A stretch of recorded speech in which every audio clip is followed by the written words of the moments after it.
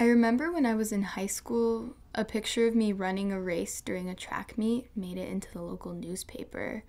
And the first thing I noticed when I saw the picture was that my legs looked really muscular. And as an athlete, I felt really proud in that moment, as if the picture was a demonstration of all the hard work I'd put into training.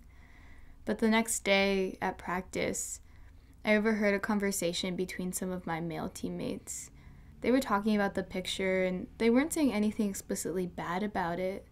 They were commenting on my legs, but somehow, at overhearing the conversation, I felt all the pride that I'd felt the previous day just drain away. And in its place, I just felt shame. Like, I shouldn't look that way.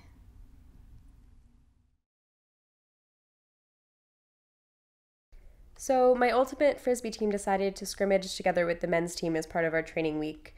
And we get to the field, we cleat up, we stretch, and as we start to play, I realize that one of the men's team's freshmen is wearing Adidas slide-on sandals instead of his cleats.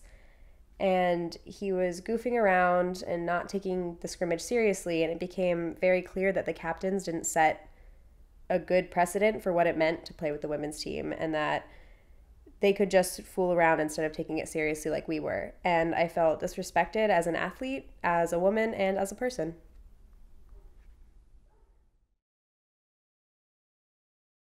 This past summer, my friend asked me if I wanted to join her on a pickup soccer game. And so when we headed out to the field, we got there and we asked a group of boys if we could join in on their game.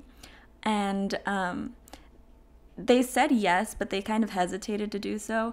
And then once they allowed us to be on the team, they made sure that we were put on separate teams, which kind of implied that we, to begin with, had an inferior skill level and they had to level off the skill of the team.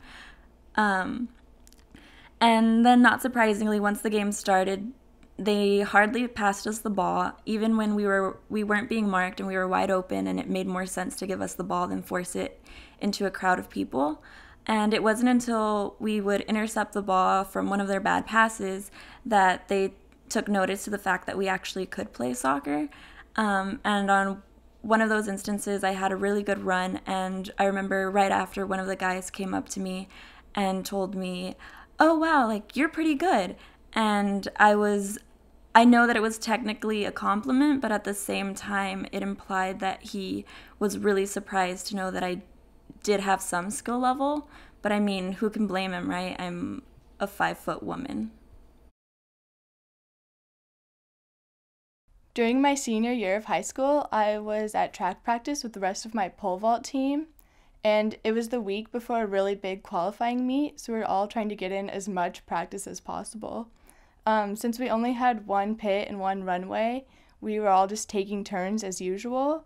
But then when I was in line, one of the guys half-jokingly said to me that boys should get more turns on the runway because they run faster and vault higher.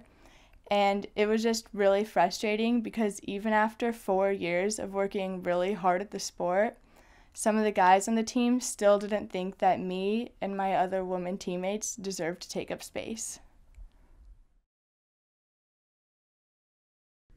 I've been playing Frisbee for like 6 years now, and this summer I tried to play Ripole, which is this mixed summer league in Rhode Island, which means that there's people of all genders on every team. And one time we were playing this game and we were losing pretty badly to a team that everybody felt like we should have been beating. Part of the reason why we were losing so poorly was because a lot of the guys would do like all these trick throws and take these really risky shots because, you know, it feels good to explore what you're doing in a sport, which is not necessarily a bad thing, but it did make me feel like I needed to be more solid and not take as many risks so that we could win games.